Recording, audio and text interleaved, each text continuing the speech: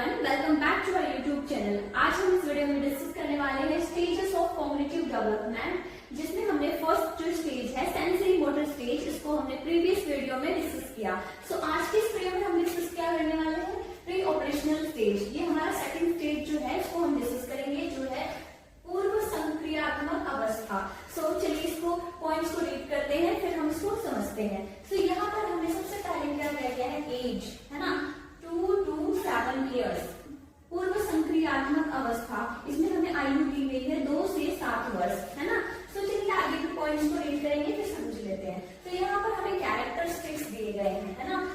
First characteristics क्या है, language develops rapidly. Second है इगोसेंट्रिज्म प्रेजेंट, एंड थर्ड है symbolic thinking develops, and fourth है can not think logically, centration occurs. इसको हिंदी में भी रीड कर लेते हैं।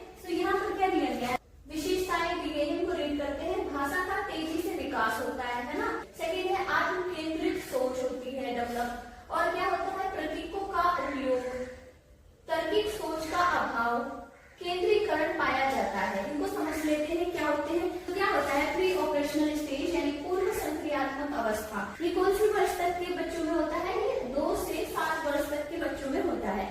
क्या होता है इसमें, इस स्टेज में लैंग्वेज का रैपिड डेवलपमेंट होता है ना।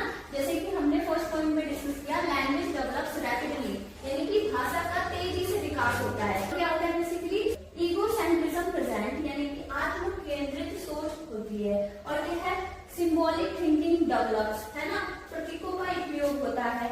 चाइल्ड इमेजिनेशन यूज करता है, सिंबल्स यूज करता है, बट लॉजिकल थिंकिंग वीक होती है ना। क्या होता है, सिंबलिक थिंकिंग डेवलप्स हो जाती है, वो सिंपल थिंकिंग यूज करता है, लेकिन जो लॉजिकल थिंकिंग होती है वो वीक होती है ना। तार्किक सोच का अभाव होता है, लेकिन क्या होता है इस स्टेज में वो क्या करता है, लॉजिकल थिंकिंग इसमें वीक होती है।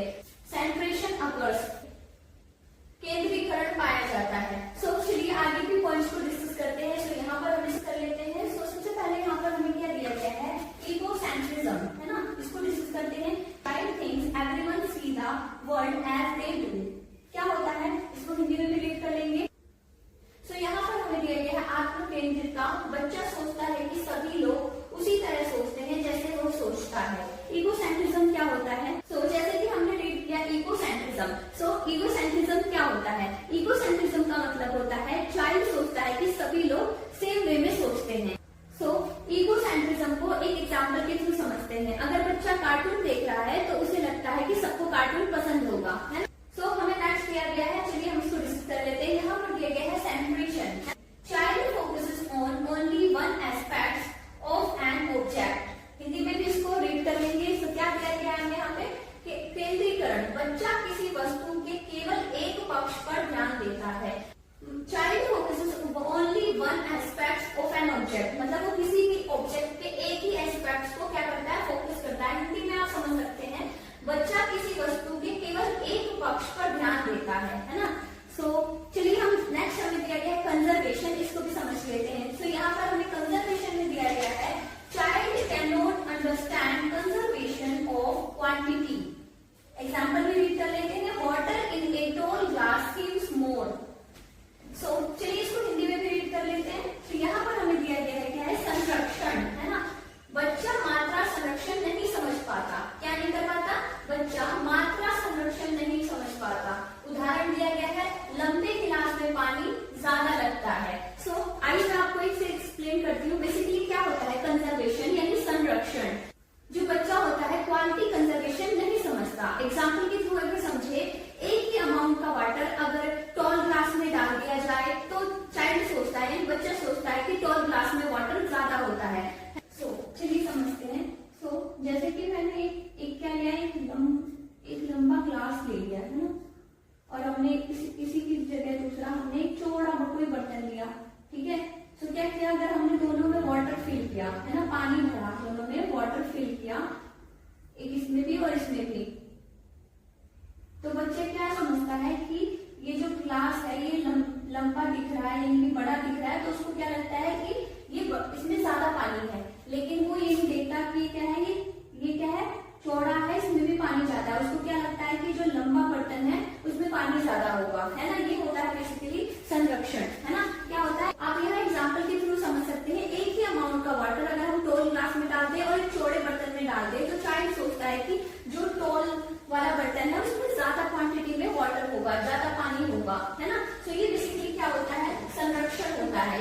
बच्चा मात्रा संरक्षण नहीं समझ पाता, वो क्या करता है, लंबे गिलास में ज्यादा पानी उसको लगता है ना। लेकिन क्या है कि चौड़ा बर्तन है उसको ये नहीं, उसको लगता है कि जो लंबा है उसमें ज्यादा पानी है। आई होप कि आपको क्लियर हो गया। चलिए समझते हैं थर्ड स्टेज जो हमें गिवन है, कॉन्क्रीट ऑपरेशनल स्टेज यानी मूर्त संक्रियात्मक अवस्था। सो पहले हम इसको रीड करेंगे फिर समझेंगे। तो यहाँ पर हमें सबसे पहले एज गिवन है 7 to 11 ईयर्स, है ना, जिसमें आप हिंदी में भी देख सकते हैं आयु 7 से 11 वर्ष। ये कैरेक्टरिस्टिक्स को रीड करते हैं फिर इसको समझेंगे। सो यहाँ पर हमें कैरेक्टरिस्टिक्स में फर्स्ट पॉइंट दिया गया है logical thinking develops, second point है understand conservation and third point दिया गया है classification and seriation develops, fourth point है लेस इगोसेंट्रिक। इसको हिंदी में भी रीड कर लेते हैं फिर हम समझते हैं ना। तो यहाँ पर हमें दिया है विशेषताएं, है ना, जिसमें पहला पॉइंट है तार्किक सोच विकसित होती है यानी कि लॉजिकल थिंकिंग डेवलप्स। सेकंड क्या है, संरक्षण समझता है, वर्गीकरण और क्रमबद्धता विकसित होती है। तो हमें यहाँ फोर्थ पॉइंट गिवन है आत्म केंद्रितता कम हो जाती है ना। सो विशेषताएं जैसे कि हमने रीड किया, तार्किक सोच विकसित होती है, संरक्षण समझता है, वर्गीकरण और क्रमबद्धता विकसित होती है, आत्म केंद्रितता कम हो जाती है। सो इसका क्या मतलब है, इसको समझ लेते हैं। सो कॉन्क्रीट ऑपरेशनल स्टेज यानी कि मूर्त संक्रियात्मक अवस्था, है ना, क्या दिया गया है, मूर्त संक्रियात्मक अवस्था यानी कि कॉन्क्रीट ऑपरेशनल स्टेज, है ना। ये कौन सी स्टेज में है, बेसिकली थर्ड स्टेज है जिसमें एज गिवन है 7 to 11 ईयर्स। हमने यहाँ पर रीड किया फर्स्ट कैरेक्टरिस्टिक यानी कि लॉजिकल थिंकिंग डेवलप्स यानी कि तार्किक सोच विकसित होती है। इसमें क्या है, यानी कि अब चाइल्ड लॉजिकल थिंकिंग करना स्टार्ट करता है ना। सेकंड क्या दिया है, अंडरस्टैंड कंजर्वेशन यानी कि संरक्षण समझता है। सो क्या समझने लगता है, वो कंजर्वेशन समझने लगता है यानी कि संरक्षण समझता है। सो और क्या होता है, क्लासिफिकेशन और सीरिएशन डेवलप होती है यानी classification and seriation develop. Hindi में भी आप देख सकते हैं जैसे कि क्या, वर्गीकरण और क्रमबद्धता विकसित होती है। सो नेक्स्ट हमें दिया लेस इगोसेंट्रिक, क्या होता है, आत्म केंद्रितता कम हो जाती है। सो चलिए हम सीरिएशन को भी डिस्कस करेंगे। सो यहाँ पर हमें सीरिएशन दिया गया है, इसलिए इसको रीड कर लेते हैं फिर समझते हैं। सो यहाँ पर हमें सीरिएशन दिया गया है ability to arrange the object in order. So क्या है, हिंदी में भी आप इसको देख सकते हैं क्रमबद्धता। बेसिकली क्या होता है, वस्तुओं को क्रम में व्यवस्थित करने की क्षमता, है ना। जैसे कि हमने यहाँ पे डिस्कस किया सीरिएशन में ability to arrange the object in order, क्या होता है, यानी कि ऑब्जेक्ट्स को ऑर्डर में अरेंज करना, है ना। क्या होता है कि वस्तुओं को क्रम में व्यवस्थित करने की क्षमता जो होती है वो डेवलप हो जाती है ना। एग्जाम्पल के थ्रू समझे तो शॉर्टेस्ट टू टॉलेस्ट। चलिए अब हम क्लासिफिकेशन जो हमें दिया गया है इसको समझते हैं। तो यहाँ पर हमें क्लासिफिकेशन पॉइंट दिया गया है ability to group objects according to similarities. क्या है, ability to group objects according to similarities. वर्गीकरण क्या होता है, यहाँ पर गिवन है समानताओं के आधार पर वस्तुओं का समूह बनाना। क्या होता है, बेसिकली वर्गीकरण यानी कि क्लासिफिकेशन।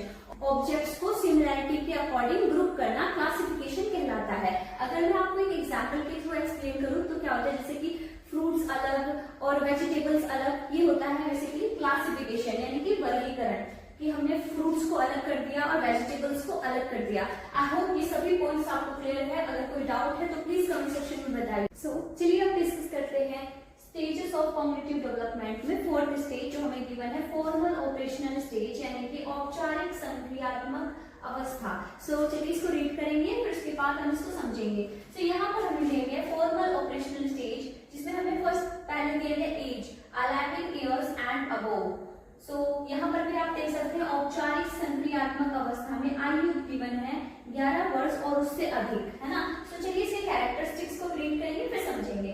तो यहाँ पर हमें कैरेक्टरिस्टिक्स गिवन है जिसमें फर्स्ट पॉइंट है abstract thinking develops, second point है scientific reasoning develop, hypothetical thinking possible, problem solving abilities increases. इसको हिंदी में भी रीड कर लेते हैं फिर समझते हैं। तो यहाँ पर हमें विशेषताएं दिए हुए हैं अमूर्त चिंतन विकसित होता है। क्या होता है, अमूर्त चिंतन विकसित होता है, वैज्ञानिक तर्क विकसित होता है, काल्पनिक सोच संभव होती है, समस्या समाधान क्षमता बढ़ती है। सो जैसे कि हमने फॉर्मल ऑपरेशनल स्टेज यानी औपचारिक संक्रियात्मक अवस्था रीड किया, इसमें क्या होता है, बेसिकली इसमें हमें एज दिया गया है। ये कौन सी एज में होता है, 11 ईयर्स एंड अबोव यानी कि 11 वर्ष और उससे अधिक, है ना। सो जैसे कि हमने इस स्टेज के बारे में डिस्कस किया कि यहाँ पर हमने कैरेक्टरिस्टिक्स डिस्कस किया, इसमें क्या होता है बेसिकली इस स्टेज में क्या होता है, इस स्टेज में डेवलप होती है। जैसे कि हमने यहाँ पर फर्स्ट पॉइंट डिस्कस किया, एब्स्ट्रैक्ट थिंकिंग डेवलप्स, यानी कि अमूर्त चिंतन विकसित होता है, एब्स्ट्रैक्ट थिंकिंग डेवलप हो जाती है ना। टीनेजर्स हाइपोथेटिकल सिचुएशन और साइंटिफिक रीजनिंग समझने लगते हैं, है ना। जैसे कि यहाँ पर हमें देंगे साइंटिफिक रीजनिंग डेवलप हो जाती है, हाइपोथेटिकल थिंकिंग इसमें पॉसिबल होती है ना। क्या होता है आप देख सकते हैं, वैज्ञानिक तर्क विकसित होता है और काल्पनिक सोच संभव होती है। लास्ट हमें क्या दिया गया है, प्रॉब्लम सॉल्विंग, है ना। प्रॉब्लम सॉल्विंग एबिलिटीज इंक्रीजेस, यानी कि समस्या समाधान क्षमता बढ़ती है इस वाली एज में, है ना। चलिए एग्जाम्पल के थ्रू समझते हैं। जैसे अगर ग्रेविटी नहीं होती तो क्या होता, इस टाइप के abstract thinking formal operational stage में पॉसिबल होती है ना। क्या होता है, इस तरह की जो एब्स्ट्रैक्ट थिंकिंग होती है यानी कि अमूर्त चिंतन होता है, इसमें विकसित हो जाता है ना। आई होप ये सभी पॉइंट्स आपको क्लियर हो गए जो कि हमने औपचारिक संक्रियात्मक अवस्था यानी कि फॉर्मल ऑपरेशनल स्टेज में डिस्कस किया। अगर कोई डाउट है तो प्लीज कमेंट सेक्शन में बताइए। So thank you.